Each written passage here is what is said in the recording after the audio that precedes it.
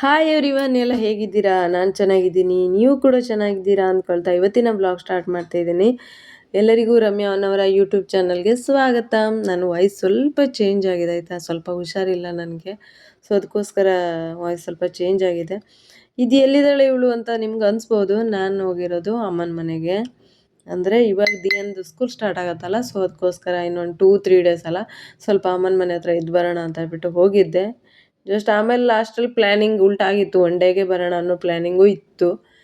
But ಆದ್ರೂ ಹೋಗಿದ್ದೀನಿ. ಹೋದ ತಕ್ಷಣ ಅಣ್ಣ ಚಿಕನ್ ಮತ್ತು ಕೊಟ್ಟು ಕಳಿಸಿದ್ದ. ಚಿಕನ್ನು ಅಮ್ಮ ಆಲ್ರೆಡಿ ಚಿಕನ್ ಅಣ್ಣ ಅಮೌಂಟ್ ಕೊಟ್ಟಿದ್ರಂತೆ ತರ್ಸೋಕ್ಕೆ. ಅಮ್ಮ ತರಿಸಿದ್ಲು ಆಲ್ರೆಡಿ.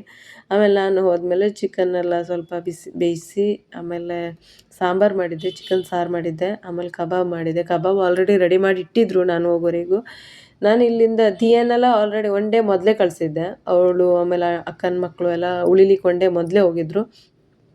ನಾನು ಒನ್ ಡೇ ಲೇಟಾಗಿ ಹೋಗಿದ್ದೆ, ಅಂದರೆ ನನಗಲ್ಲಿ ಸಂಘದ ಸ್ವಲ್ಪ ಮೀಟಿಂಗ್ ಇತ್ತು, ಸೊ ಅದಕ್ಕೋಸ್ಕರ ಅದು ಮುಗಿಸ್ಕೊಂಡು ಹೋಗಬೇಕಿತ್ತು. ಅದಕ್ಕೋಸ್ಕರ ಒನ್ ಡೇ ಲೇಟಾಗಿ ಹೋಗಿದ್ದೆ. ಬೆಳಗ್ಗೆ ಹೋದ ತಕ್ಷಣ ಸುಮಾರು ಒಂದು 12 ಗಂಟೆಗೆ ನಾನು ಇಲ್ಲಿಂದ ಹೋದೆ.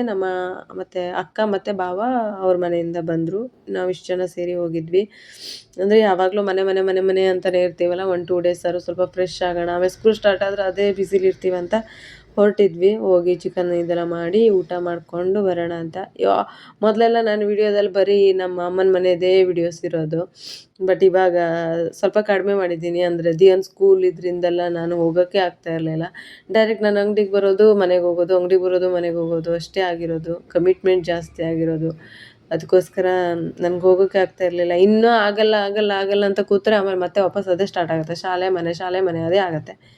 ಸೊ ಅದಕ್ಕೋಸ್ಕರ ಸರಿ ಹೋಗಿ ಬಂದುಬಿಡೋಣ ಅಂತ ಹೇಳ್ಬಿಟ್ಟು ಹೋಗಿದ್ವಿ. ಅಲ್ಲಿ ಊಟ ಎಲ್ಲ ಮಾಡಿಕೊಂಡು ಚೆನ್ನಾಗಿರುತ್ತೆ, ವೆದರ್ ಚೆನ್ನಾಗಿತ್ತು. ನಮ್ಮ ಅತ್ತಿಗೆನೂ ಇರಲಿಲ್ಲ. ಅತ್ತಿಗೆ 1 ವೀಕ್ ಆಗಿತ್ತು ಊರಿಗೆ ಹೋಗಿ. ಅಂದರೆ ಅವ್ರದ್ದು ರಜೆ ಇರೋದ್ರಿಂದ ಇನ್ನೇನು ಎಂಡಿಂಗ್ ರಜೆ ಮುಗಿಯೋ ಟೈಮಲ್ಲಿ ಬರೋಣ ಅಂತ, ಇನ್ನು 2 ಡೇಸಲ್ಲಿ ಅವರು ಬರೋಣ ಅಂತ ಹೇಳ್ಬಿಟ್ಟು ಅವರು ಹೋಗಿದ್ದರು.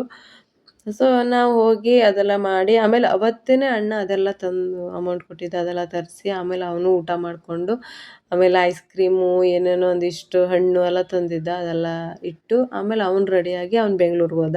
ಅಂದರೆ ಅವನು ಅತ್ತೆ ಮನೆಗೆ ಹೋಗದೆ ತುಂಬ ಟೈಮ್ ಆಗಿರೋದ್ರಿಂದ ಅತ್ತಿಗೆನೂ ಅಲ್ಲೇ ಇದ್ದಾರಲ್ಲ, ಮತ್ತು ಅವನಿಗೆ ಅಂಗಡಿಗೆ ಸ್ವಲ್ಪ ಐಟಮ್ಸ್ ಎಲ್ಲ ಬೇಕಿತ್ತಂತೆ. ಸೊ ಅದಕ್ಕೋಸ್ಕರ ಅವನು ಬೇಗ ರೆಡಿಯಾಗಿ ನೆಕ್ಸ್ಟು ಹೊರಟುಬಿಟ್ಟ ಅವನು ಸಂಜೆ 6 ಗಂಟೆಗೆ. ನಾವು ಆಮೇಲೆ ನೆಕ್ಸ್ಟು ತೋಟ ಎಲ್ಲ ಸುತ್ತಾಡಿಕೊಂಡು, ತೋಟದಲ್ಲೆಲ್ಲ ಓಡಾಡಿಕೊಂಡು ಸ್ವಲ್ಪ ಮಾತಾಡ್ಕೊತ ಹೋದ್ವಿ. ನೋಡಿ ಇದಕ್ಕೆಲ್ಲ ವಾಯ್ಸ್ ಓವರ್ ಕೊಡಲ್ಲ, ಹೇಗಿದೆಯೋ ಹಾಗೆ ಹಾಕ್ತೀನಿ. ಚೆನ್ನಾಗಿದೆ ನೋಡಿ ನಮ್ಮ ತೋಟ. ಇದೆಲ್ಲ ಅಣ್ಣ ಹಾಕಿರೋ ಮರ ಇದು. ಇದಕ್ಕೇನಂತಾರಂದರೆ 3 ವರ್ಷದ ಒಳಗಡೆ ಫಲ ಕೊಡುತ್ತೆ. ಇಲ್ಲ ಸುತ್ತಮುತ್ತಲು ಇರೋದೆಲ್ಲ ಅದರ ರಾಶಿ ಹೈಟ್ ಆಗಲ್ಲ, ಶಾರ್ಟೇ ಇರುತ್ತೆ, ಅದರಲ್ಲೇ ಫಲ ಕೊಡುತ್ತೆ. ಚೆನ್ನಾಗಿ ಕೊಟ್ಟಿತ್ತು. ಅದೇ ಫಸ್ಟ್ ಮರ ಇದೆಯಲ್ಲ, ಅದೇ ಫಸ್ಟು ಫಸಲು, ಅಡಿಕೆ ಫಸಲು ಬಂದಿರೋದು. ನೋಡಿ ಈ ಥರ ಇತ್ತು. ಬ್ಯಾಕ್ಗ್ರೌಂಡಲ್ಲೆಲ್ಲ ಗ್ರೀನರಿ ಎಷ್ಟು ಚೆನ್ನಾಗಿದೆ ಅಲ್ಲ, ಚೆನ್ನಾಗಿರುತ್ತೆ. ನನಗಿಷ್ಟ. ನಾನು ಊರಿಗೆ ಅಮ್ಮನ ಮನೆ ಹತ್ರ ಹೋದರೆ ಒಂದು ಸರಿ ತೋಟಕ್ಕೆ ಫುಲ್ ಸುತ್ತಾಡಿ ಬರ್ತೀನಿ, ನಂಗೆ ಖುಷಿಯ.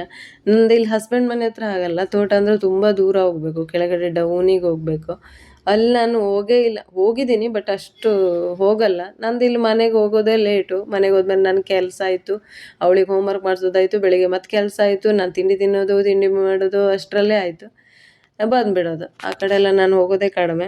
ಇಲ್ಲಿಗೆ ಹೋದಾಗ ಅದೇ ತೋಟ ಎಲ್ಲ ಸುತ್ತಾಡ್ಕೊಂಡು ಬಂದ್ವಿ. ಹಳೆ ನೆನಪು, ನನ್ನ ದಾದನ ನೆನಪು ಮೇಯ್ನಾಗಿ. ಆ ಟೈಮಲ್ಲಿ ಎಷ್ಟು ವರ್ಷ, ನಾನು ಅವಾಗ ಒಂದು ಅಕ್ಕನ ಮದುವೆ, ನಮ್ಮ ದೊಡ್ಡಕ್ಕನ ಮದುವೆ ಟೈಮಲ್ಲಿ ಅವನ ಮಗ ಇವಾಗ ಕಾಲೇಜ್ ಹೋಗ್ತಾ ಇದ್ದಾನೆ, ಅವಳ ಮಗ. ಹಾಂ, ಅವಳ ಮದುವೆ ಟೈಮ್ನಲ್ಲಿ ತೊಗೊಂಡಿರೋ ಜಾಗ, ಜಸ್ಟ್ 40,000 ರೂಪಾಯಿ ಕೊಟ್ಟು ತೊಗೊಂಡಿರುವಂಥ ಜಾಗ ಇದು. ಇವಾಗ ಎಷ್ಟು ಇಂಪ್ರೂವ್ ಮಾಡಿದ್ದಾನೆ ಅವನು ಅಣ್ಣ.